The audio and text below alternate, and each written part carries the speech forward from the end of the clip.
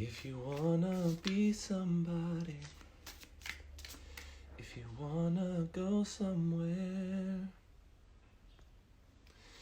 you better wake up and pay attention. 'Cause the time is now or never to make your dreams come true. You better wake up and pay attention. Hey, y'all know that song? Name that tune? Sister Act 2? Joyful, joyful Lord. You know it. We adore thee. The squad. The Shine Squad. That's what's up. Sing more. What you want to hear? Request? At the behest of my roommate, probably trying to sleep.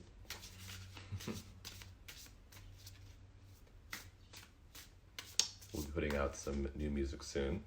Just saying. Stay tuned. Hard at work over here, trying to get all kinds of stuff ready for you guys. But I'm excited. Been kicking it with that guitar. Well, I'll take song requests if the mood so strikes. But that song's always in my head. That's like my morning song. All right, good morning, guys. Welcome. I'm really excited to have on the live stream this morning one of my favorite teachers, Kylie Harris, she'll be phoning in all the way from New Zealand, which means I think it's like 4 a.m. her time. So she is really rising and really shining for us. So definitely stick around for her. I'm going to bring her on pretty soon. She's an incredible teacher. We first met, I'll say it was like 4 or 5 years ago. I was out in New Zealand teaching some workshops, and she came through and just was a really bright light in the room, and has since actually organized to have me come back several times to New Zealand, and we've got to spend time out there. And yeah, now we have the good fortune of speaking every several weeks on the phone. We work together and swap ideas and support each other, and she's just an incredible human and really bright light and knowledgeable instructor. So I'm excited to share her brilliance with you. I call her Kylie Harris. I think she goes by Kylie Rook, but she's Yoga with Kylie. So she'll be coming on shortly. Yep. All right. So topic of reflection today is deliberate creation. And I thought it was time that we get real here and start contemplating what it is that we're in the process of creating. You know, there's a lot to sort of respond and react to in the world right now, and I think, you know, it's unreasonable for us to say just put blinders on and don't pay attention to what's going on. We all have to sort of adapt and respond and kind of get our footing, get our grounding before we can like have enough information to decide, okay, what do I want next? What do I want to create from here? There's been a lot of conversation about like returning to normal, when it is we'll return to normal, and I'm quite clear on the fact that like I don't think that we are going to ever return to normal, not in a bad sense, but that I hope that we are able to acclimate to a new, improved normal, taking into consideration all of the good that's come from this, and folding that into the fray of what it is we create moving forward. So I wanted to share with you guys a process that I do. I do this pretty often. Sometimes I do it with my friends. My friends call it the ceremony, but it's a process of sort of scripting and pre-paving and mind mapping that I have found to be really, really powerful in leveraging, call it law of attraction, in leveraging our capacity to create and to manifest. So essentially the core tenets of the law of attraction suggests that if you want to achieve something, if you can achieve it in your mind and in your heart before it's manifest, then the likelihood of it manifesting will be that much greater. So you kind of walk into the world that you've already pre-paved for yourself mentally. So the process that I do is essentially writing down the things that I'm wanting to achieve. I usually take it one by one. So let's say it has something to do with my career. Let's say it has something to do with maybe shifting my teaching career into a digital space, or being able to teach online if previously I was only teaching classes in person. So the process I might go through is to write down first what it is that I want. I want to successfully teach online yoga. And then I'll think about like how I might phrase that if it had already happened. I think when we offer our affirmations and when we write down the things that we want, when we write them down in the present tense, or when even we write them down like in the future tense, that's often kind of where things might live, right? And not to say that like something manifesting in the present tense wouldn't be a good thing, but if I say like I teach classes online, that's a little different than phrasing it as if it already happened in the past and I'm like almost like I'm over it. Like not only did I achieve this, I achieved it a while ago and now I'm on to other things. So the game I play with myself is instead of kind of putting something in the present where it has a lot of energy and maybe even some anxiety, is I'll phrase things in the past as if they are almost like not old news, like I don't care, but they're just, they've been normalized in my experience. So the phrase that I might write down is, let's see, I was successful in transitioning my business online, okay? Or I taught all of my classes, or I was able to teach all of my classes online, or I transitioned my business online successfully. Right? So by putting it in the past tense, it's easier for me at least to acknowledge the feeling state of it already having happened. It doesn't have as much charge to it. It's more like, yeah, that feels normal. And then I'll write down along with that what other things might come along with that scenario. So I might say like, it's satisfying to connect with people all over the world. I'm writing this down. It feels liberating to know that I can teach from anywhere. This is fun. I love sharing my gifts with the world. I'm grateful for my online community, on and on and on. I'm able to achieve my financial goals by sharing my gifts in this way. And I'll just write sort of sentences, words, phrases that come to mind as if it already happened. And then I put it down, and then I close my eyes, and I take a moment just to feel what that would feel like. And I'm just ask myself, okay, if this already happened, all these things have occurred, what does it feel like? And I usually don't spend too much time with that, maybe 2 or 3 minutes. And when I open my eyes, I ask myself, does that feel possible? And if the answer is yes, or probably, then I write down yes, and then I put it aside, and I move on with my day. If the answer is no, then I will write down all the thoughts that come up for me about why. Right? I am not tech savvy enough. I don't know enough. I'm not experienced enough. I've never been able to do this. But, I'll just let myself make all the excuses that inner critic tells me about why it's not possible. And then I put a circle around those words and put those off to the side. And then I'll do the process again. And I'll do it until I'm able to close my eyes, experience what it is I'm wanting to achieve. And when asked if it feels possible, if I get a yes or a maybe, then I know that I'm done. And that's it. So I wanted to share that process with you. The questions of the day relate to what it is you're wanting to manifest. That could be for the world, that could be in your personal life, for your body, for your relationships, for your career, for someone else.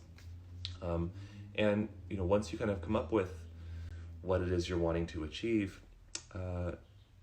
there's many different processes that you can undergo to sort of map that and acclimate and imprint that into your subconscious and into the grid, so to speak. But that's the one that I've actually found to be the most efficient, the most, the quickest, and it actually works. Like 9 times out of 10, the things that I put on there manifest very quickly for me. So, I've studied these processes for probably 15, 16 years and tried all kinds of different things as it relates to manifestation technique. And this is the one that I can do it on my phone. I do it all the time. And it's really useful for me. So the question, what are you wanting to create? And then further, what would it feel like to have already manifested this? Can leverage into a process like that. So I'm not going to necessarily give you time to go through that process. If you want, you can push mute on me while I pull a card for us, but I want to bring Kylie on pretty soon here, so she has ample time to share her brilliance with us. How old am I? Old enough to know a thing or two about manifestation.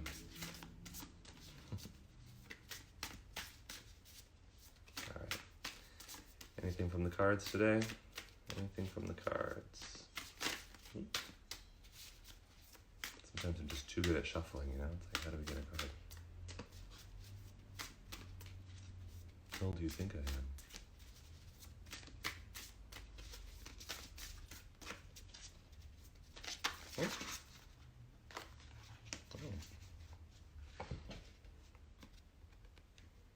New card. Age ain't nothing but a number. Swan. It's a water card. Again, I look 25. Wow. Then I am 25 years young. Water cards are, water creatures are creatures of the oceans, rivers, and lakes. The creatures of the water element represent our emotional world and our ability to express. These cards point to relationships, love, boundaries, and creativity, our flow, if you will. Water creatures are often drawn to the arts, as they have natural inclination towards beauty and depth. Several water cards indicate an outpouring of creativity and or emotion. This can be wonderful, joyful, even romantic. However, when water spills and makes a mess, disappointment and sometimes tears, they are water after all, are sure to follow. Ideally, a healthy stream of communication flows through our lives. Not too much water, not too little. I believe we pulled a water card yesterday, didn't we? So, let's see what Swan has to share with us today.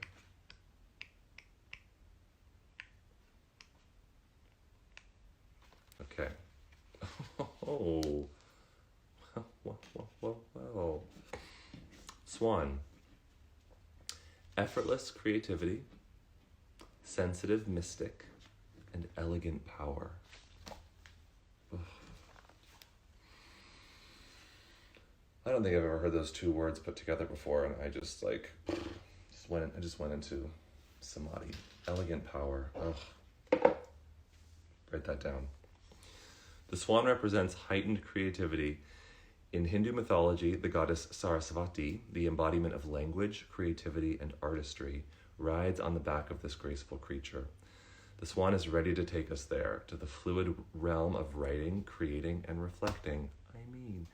This potent and healing energy is not to be taken for granted or taken lightly. When the swan card appears, your soul is calling for attention, for solo time. An inner voice is waiting to be heard, an inner vision likely to be revealed. When in balance, infinite creative power. When out of balance, agitated, snippy, and lacking vision. To bring into balance, spend some solo time writing. Well, there you go. So you have a process that you can spend some solo time with to access your elegant power and your creativity. Creativity both relates to the arts and also this magnificent project of creation that we call our lives.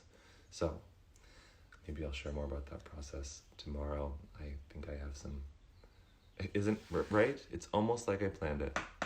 And yet it didn't. I never even pulled this card before. There was elegant power waiting in this deck. I didn't even know. Okay. Some exciting things coming up this week. Let's see. Tomorrow on the live stream, we have Andrew Seeley, who's going to be sharing some of his creative power, elegant power, and magistry with us. Also, tomorrow afternoon from 12 to 1 Pacific time, I look 32. Oh, I'm 32. Well, if online says I'm 32, then we'll go with that. If the internet says it's true, it must be. One of my favorite humans, and also one of my favorite artists growing up and to this day, is a singer by the name of Jojo Levesque, who you might know from pop star fame and R&B glory. She is a good friend of mine, and she is kind enough to bring me on her live stream that she does from noon to 1 every day, where she sings and shares with her fans and her friends. And I'm going to go on there and maybe we'll sing a little bit together, but perhaps most significantly, we'll be talking a bit about some meditation techniques and sharing with folks over there, with her audience, what it is that we do over here. So it would be really wonderful if you guys would join me over there, just to contribute to the conversation. She has thousands and thousands of people that watch her every day. I'm not sure how many of them are accustomed to the practices of meditation and the magic that we get up to over here.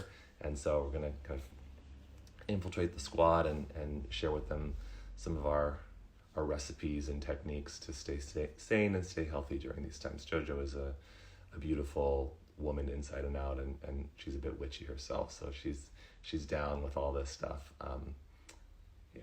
So I'm excited to get to talk with her tomorrow. So her Instagram is I am Jojo. You can hear her sing every day from noon to 1. It's sort of like, for the JoJo fans out there, it's just heaven. Okay, I'm gonna bring Kylie on.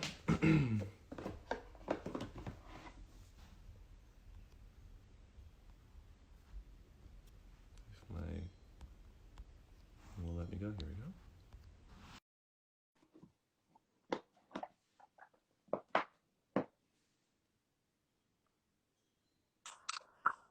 Hello. Hello. Oh, Freezing. there we go. I can see you. Can you see me? Yep, perfect. Okay. Good morning. Good morning.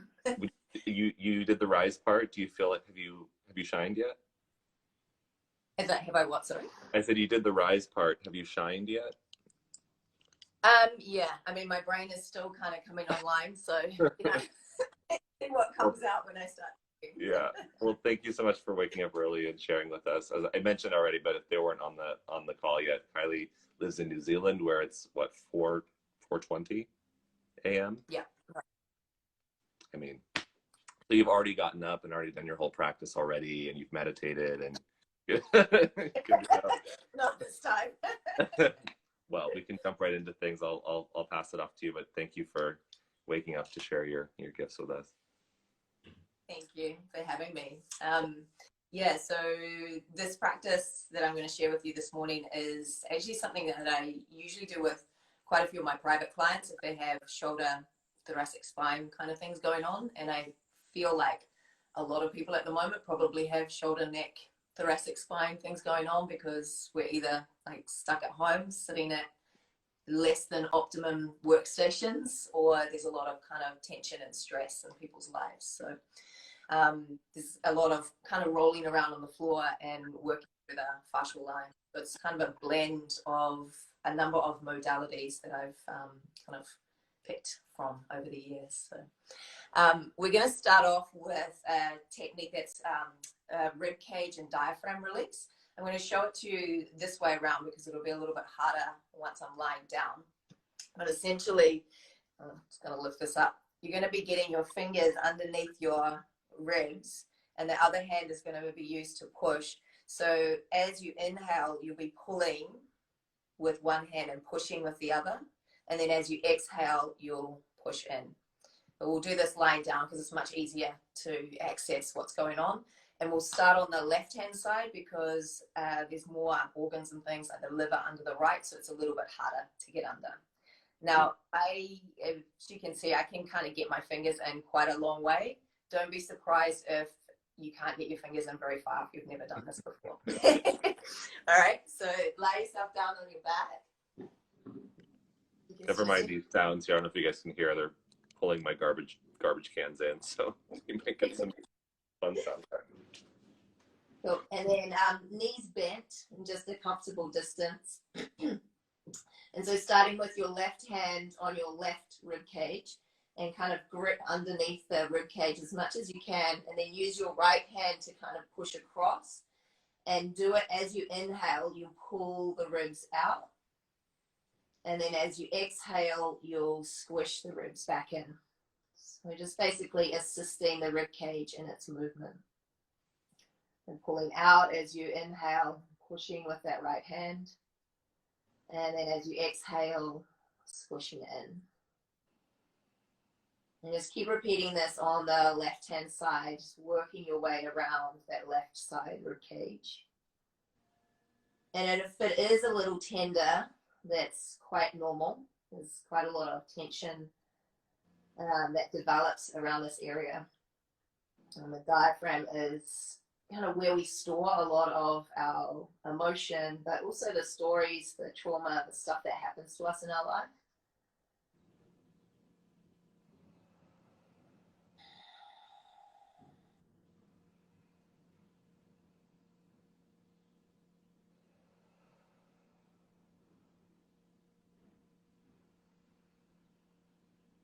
And the first time I ever did this technique, I could barely get my fingers under as well. So I completely understand if you're like, this is just really weird and I'm not quite sure how she gets her fingers in.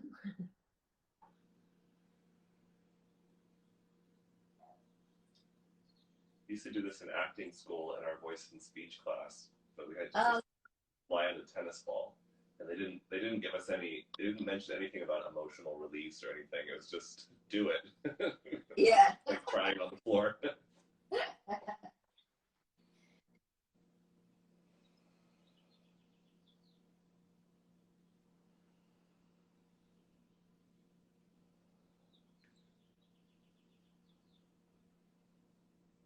Do a couple more on the side.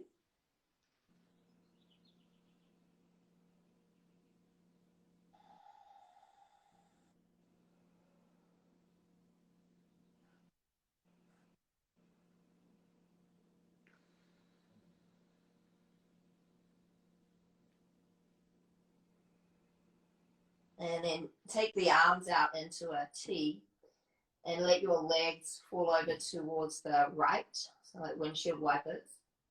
And take your left hand and reach it up above your head. And if you want, you can stack the right ankle rather on the left knee. But I find that just by reaching through the left hand and reaching through the left knee, it's usually enough traction.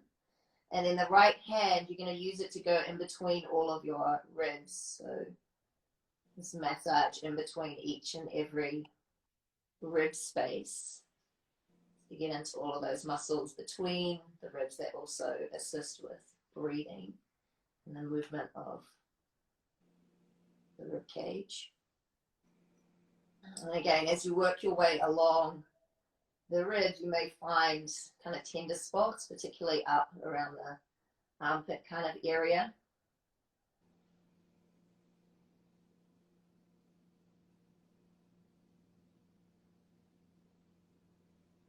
So I often find with people with shoulder and neck stuff going on, it's the thoracic spine that isn't moving so well. And their breath is a little bit compromised, usually more up in the upper front part of the chest, rather than moving into the full circumference of the rib cage. And when the breath moves into that full circumference of the rib cage, you have a better base for the shoulder girdle to sit upon.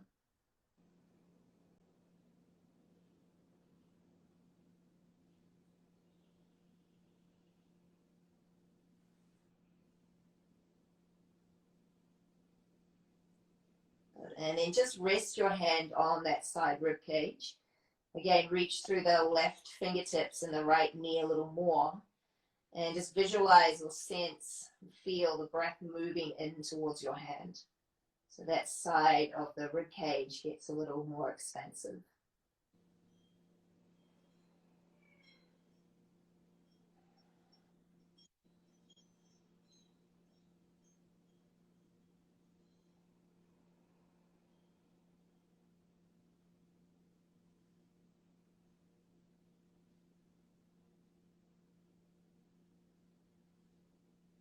And then rest the right hand back on the floor.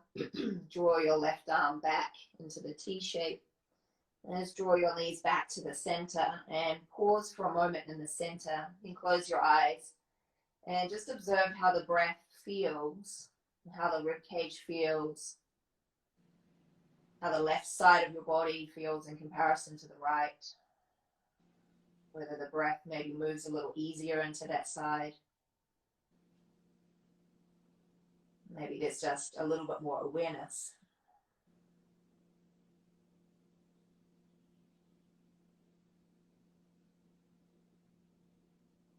And then getting ready for the other side. So taking your right hand underneath your right side ribs.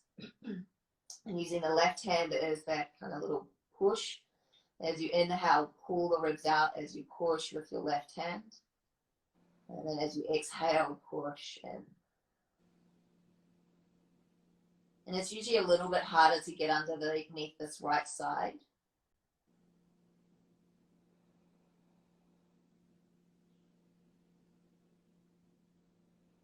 Same thing, just work your way around.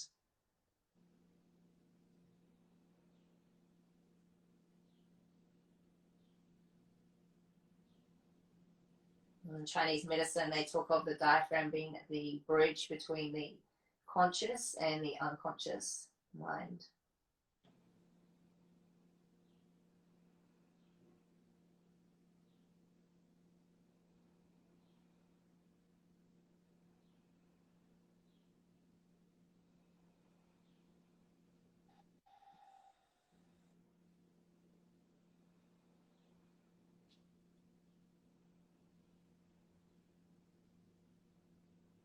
So when we only kind of breathe with the upper part of the chest, not kind of fully using the diaphragm or the lungs or the ribs, the fascia then beds down to make us really good at the shape that we are holding. So what we're doing here is just kind of assisting the body to move into what it could do. And kind of releasing some of that restriction that develops. Also creating a little bit more awareness.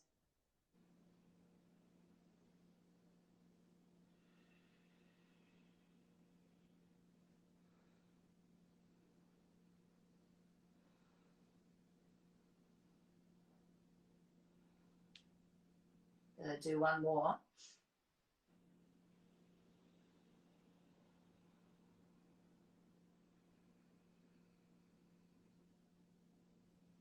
And again, take your arms out into a T. It's time to let your knees fall over to the left.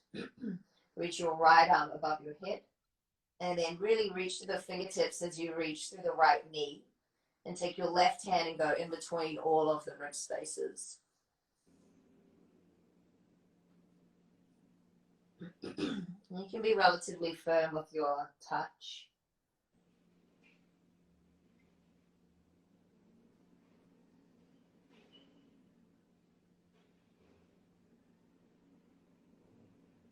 Just notice if it feels any different to the other side.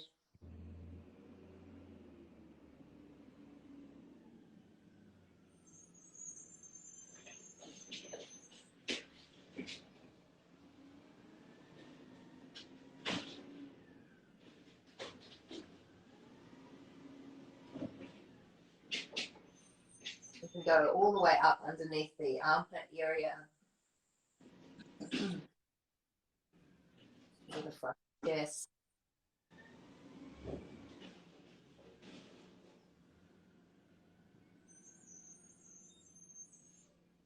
And then just bring your left hand onto the ribs, reach with your right hand and reach with your right knee a little more.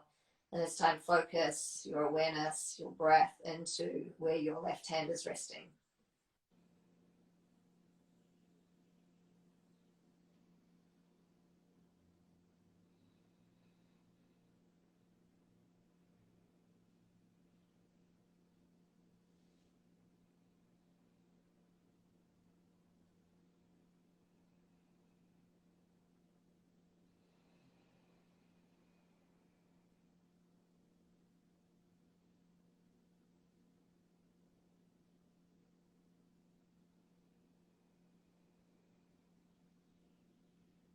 And then release your left hand, bring the right hand back into the T, and draw your knees back into the center. And just pause for a moment to notice. And the great thing about releasing just that area of the body is it also actually releases tension through your psoas, so your deep hip flexor, and the tension around the shoulders, so they move a little easier. And then roll yourself all the way over onto your right side. You're going to stack your knees and stack your shoulders and your palms. If you've got a pillow and you want it underneath the head, you can rest your head on a pillow. We'll start by just opening the top arm like a book. So left arm, open it all the way back behind you into a twist. And just notice how far you are from the floor, how far the shoulder is from the floor, and where you feel the lines of tension in the body. It might be through the outer hip or maybe through the side waist or the front of the chest. And then close the book again, bring your hand back on top. I'm going to do a little bow and arrow exercise. So you'll reach forward as you inhale, so your left arm reaches forward as far as you can. And then as you exhale, you're going to slide it along the inside surface of your arm, across the front of the chest. Keep the elbow bent and just pull the elbow towards the floor. And then repeat this. Come forward as you inhale, reach forward. And as you exhale, slide the hand along the inside of the arm and pull back. And then keep repeating this just with your breath cycle. If it's a little bit faster or slower than what I'm cueing, it's okay. And with the hand that runs across the body, you can play with different types of touch. So it could be like a light tickle. It could be maybe a kind of raking feeling with the fingertips. You can even play with kind of little soft bounces across the skin. So the different types of touch is going to activate or stimulate the different receptors that lie within the fascial layers. And as we're in a kind of time where we're not really allowed to touch each other so much, touching yourself is really important for the nourishment of the fascia. The fascia gets most of its food, if you like, or nourishment from the way we move and from touch. So self-massage, light touch is really important.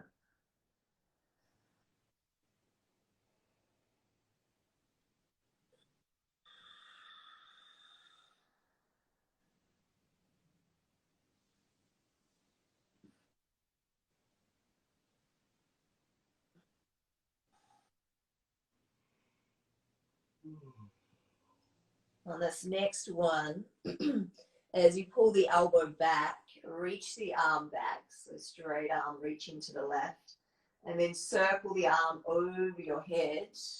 Just let your head naturally travel with the hand until the left hand is back on top of the right again. And then you'll do that again, pulling back like a bow and arrow. Let the head follow, so you're looking at the hand, and then circle the hand over your head to bring it back.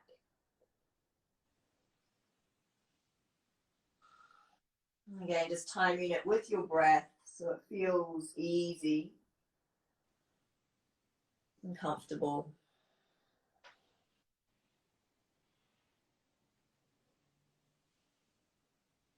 And letting your head be part of the movement as well, so it doesn't kind of get stuck. Allowing the eyes to follow the hand.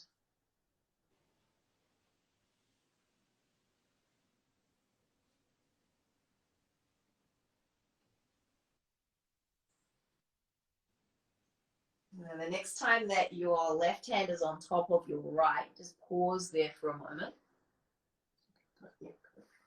And now open your left arm like a book again, so all the way back behind you. And then just notice how it feels now.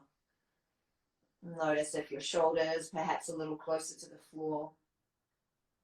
Notice if maybe the lines of tension have gone or maybe decreased.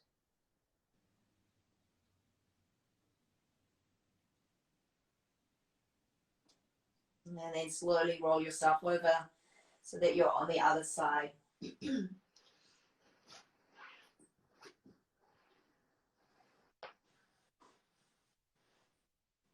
So stack the right knee on top of the left, the right hand on top of the left. And again, start with the opening like a book, just so that you can take a little mental picture of how it feels before we begin. Notice where it feels tight. And then bring the hand back on top. And you'll begin your bow and arrow.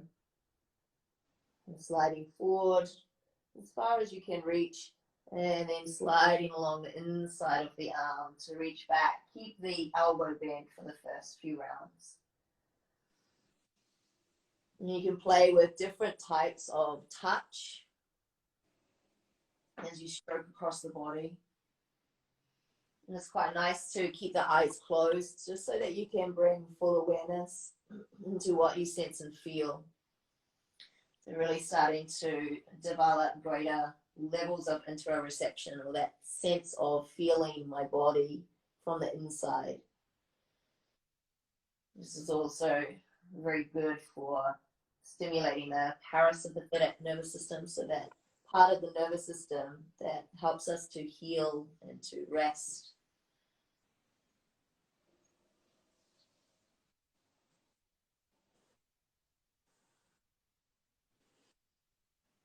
And every time the hand crosses the heart, it also helps the release of oxytocin, the love drug. And you can also use a technique called instilling as the hand crosses the heart. So you could say a little affirmation or a little mantra. I am love, or I am loved, whatever kind of resonates for you.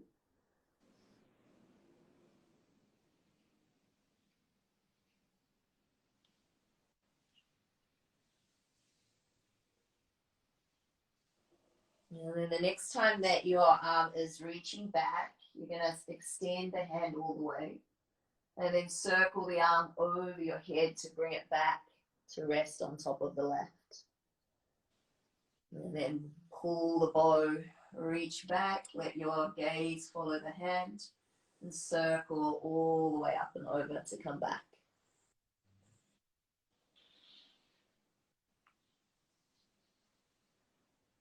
And seeing how easily you can make this movement.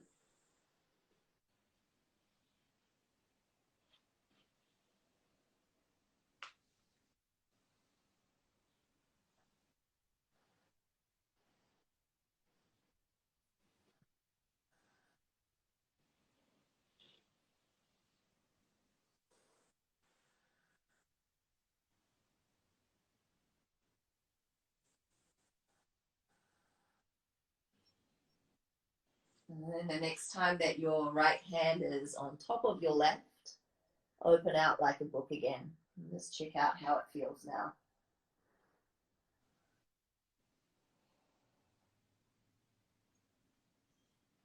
If the thoracic spine doesn't move so well, then our shoulders and neck end up taking the brunt of the movement.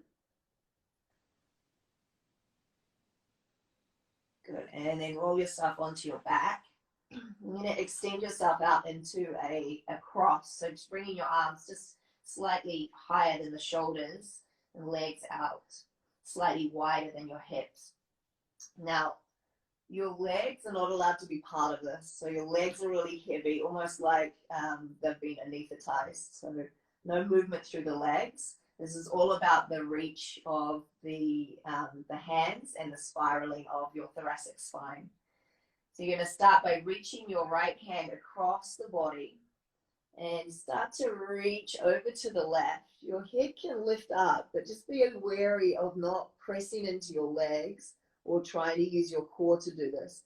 And what you're going to try and do is see if you can roll yourself all the way over onto your belly without using any force through the legs or the core. And then once you're on your belly, keep your left hand reaching high. Take the right hand, reach it up. Your head can follow the hand, but again, try not to push into your legs at all.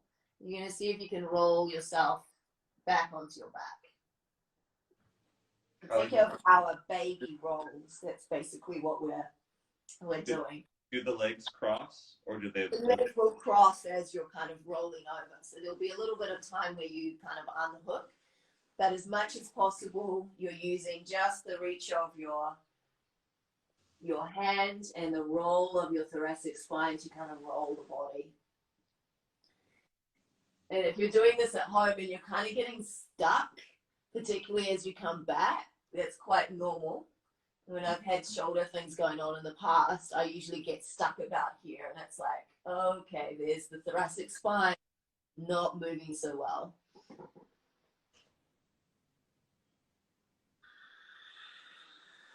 So just repeat a few more on your own. And if you get stuck, say if you only can get to here and you can't get any further, just reach as much as you can and then roll back onto your back. So what you want to avoid doing as much as possible is using momentum, using force, and using that pressure of the legs into the floor, or kind of like curling into into flexion, you know, using your abdominals to do the work.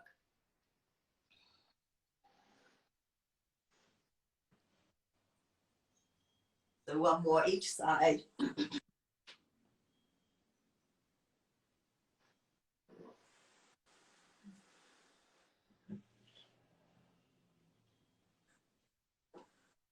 And remember, keep the hand within your eye gaze.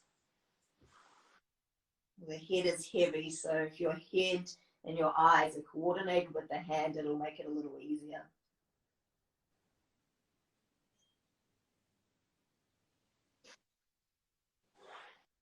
Nice. And then roll yourself over onto your belly.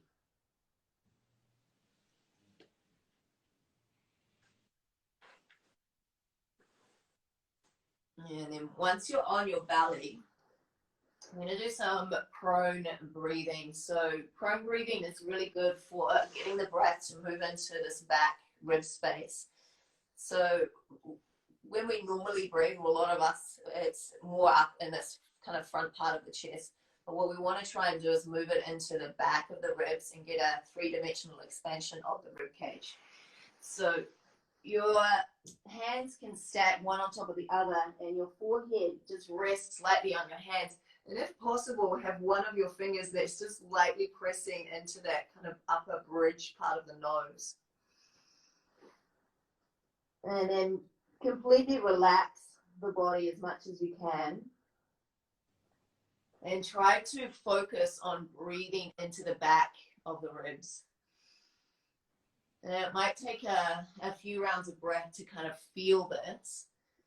And if you sense the belly is lightly pressing into the earth as you inhale, it will also help to feel the breath into the back ribs.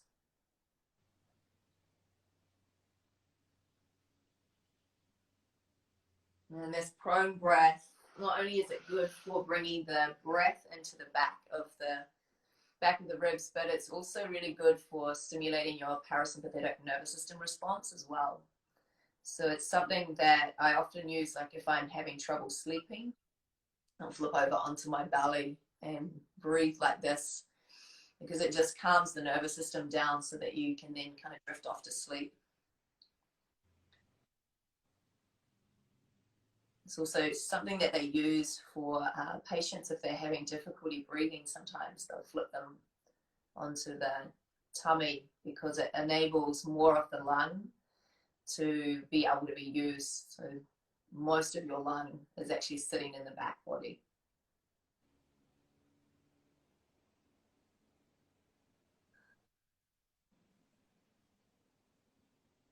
And as you breathe like this, see if you can allow the exhale to be really passive.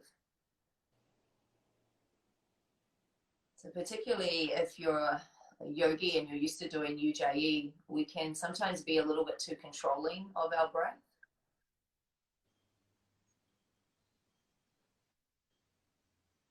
Can you allow the breath to just be really soft, really passive, really easeful?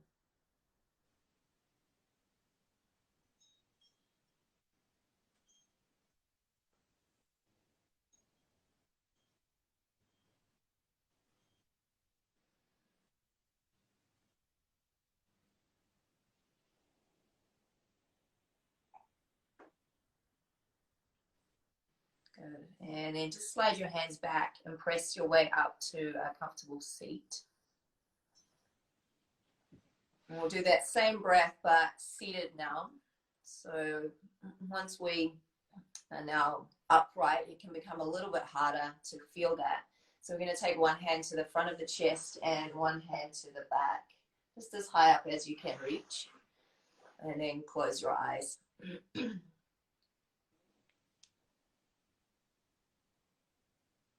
And then use your hand on your back as a little bit of feedback for the body and the brain, so that you can feel the breath moving into that space and the rib cage expanding front to back and side to side.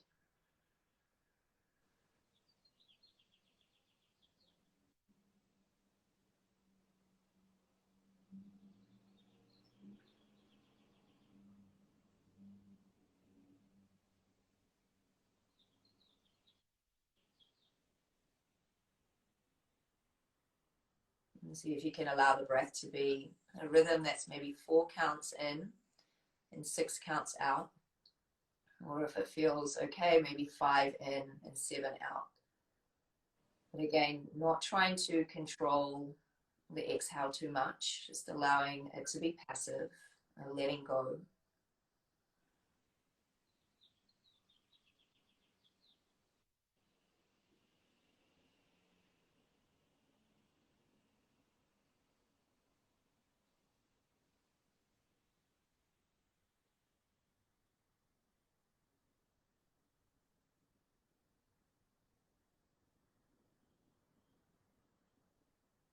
And this 4-6 or 5-7 rhythm is also, and I mean that the breath is roughly around 5 to 6 breaths per minute, which is kind of the optimum amount for what they call resonant frequency. So for all of your organs, tissues, all the processes in your body to work at that optimum level. And the studies have shown that this is kind of optimum breathing rate. For many of us, we are over breathing, so breathing too much, too fast.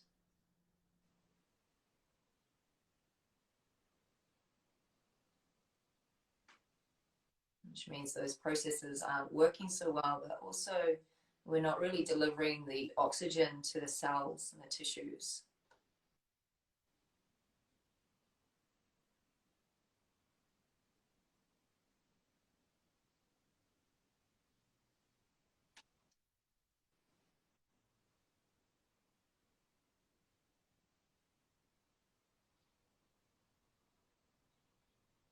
A few more rounds of breath.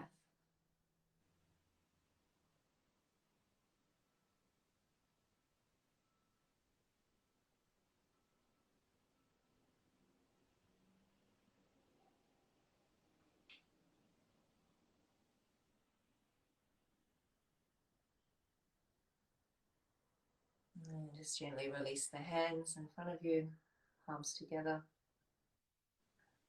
Bow the head towards the hands. And thank you, Rocky, for having me on your Rise and Shine. I hope you enjoyed this little practice just to free up the shoulders, the neck, and the thoracic spine.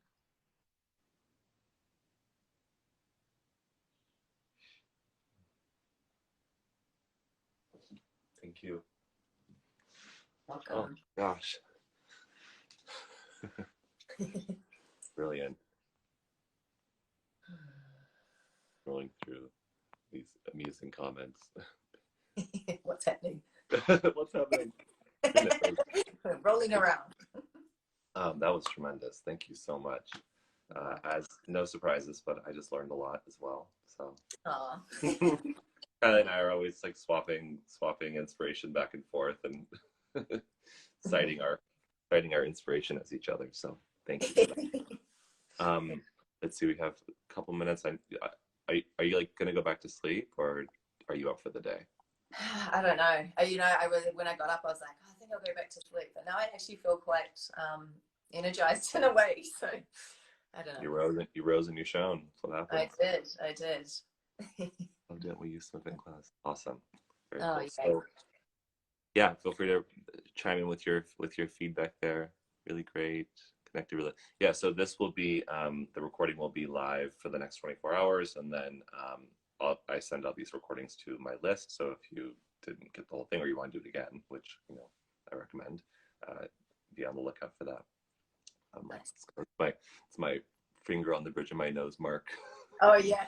Well, Yeah. so when I first learned that technique, they made you actually smush your whole face into the floor, so you weren't allowed your hands. It was like whole face smushed down.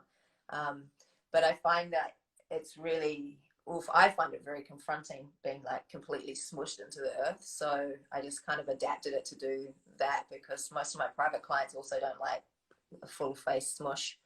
And depending on how it is, and I mean, hey, if you're into full face smushes, like, no judgment here, but yeah, super nice. So I know that you have some exciting content coming out soon. Do you want to share anything about that before we part ways? Yeah, I'd love to. Yeah, so it's called Improving Stability and Mobility. And some of this stuff is actually part of it, because basically what I talk about in the course is how the nervous system is really king. And a lot of the things that we feel and experience in the body, like tension or hamstrings being tight or hip flexors being tight or tight shoulders, neck, it's because your nervous system has gone into a reflexive guarding pattern. And often that is because we're not breathing so well, so the rib cage isn't fully expanding, or we're breathing too fast, so over breathing. And if we're not utilizing the rib cage properly in our breath, we probably aren't stabilizing the core properly. And I don't mean like the sit-ups core, but the deeper intrinsic muscles. And so when there is that lack of stability from the breath and core stabilization, the body goes into reflexive guarding. So it's about how we work with the breath, thoracic mobility, those deeper layers of support to then free up the movement capacity through the hips, shoulders, neck, etc. So beautiful. What's the name of the course? Improving Stability and Mobility. Okay, so it's an online course. Kylie's given me a sneak peek at some of it, and I'm personally really excited to go through the course. I think if you're a teacher, you'll learn a tremendous amount from Kylie, and just your social media alone is a treasure trove of content for teachers. But what's really cool about what you do, I think, is that your material is both accessible and edifying for teachers, but also really for humans in general, and for anyone that's wanting to move better and breathe better and feel better. So I highly recommend it. I'll be sharing with all my people when it comes out. I look forward to going through it, and I think you're like 5 or 6 days into a stability mobility Instagram challenge as well. Yeah.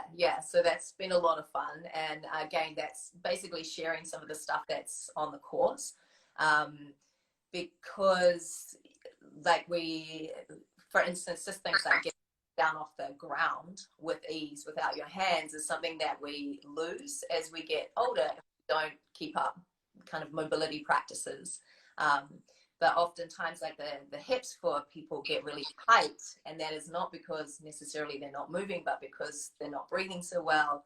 There's a lack of core stabilization, so everything has gone into a tight reflexive holding pattern. So yeah, there's some fun little challenges to see where your mobility is at and where your stability is at. So yeah.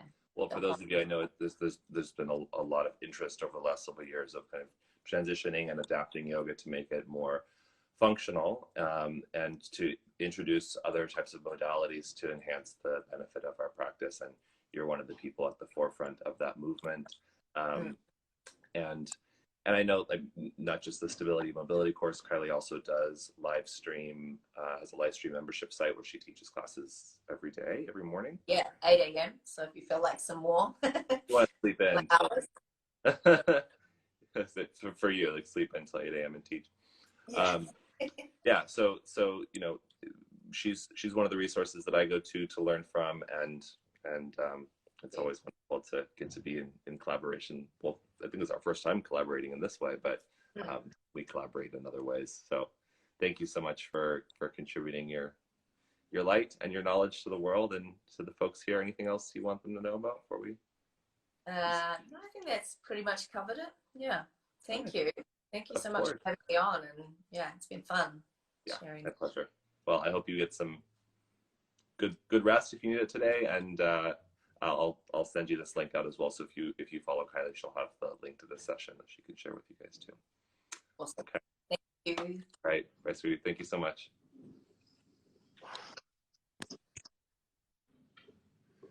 All right, you guys. Well, let's make it a great Wednesday, huh? Thanks for tuning in. Thanks for rising. Thanks for shining. I think I got to all the questions here.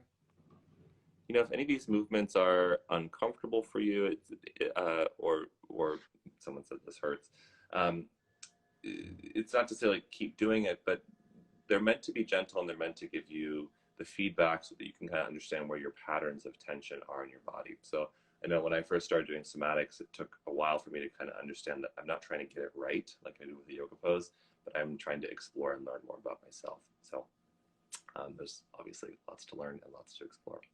So please stay elegantly powerful out there today. Stay creative. Remember that swan energy. And I will see you back tomorrow morning with Andrew Seeley.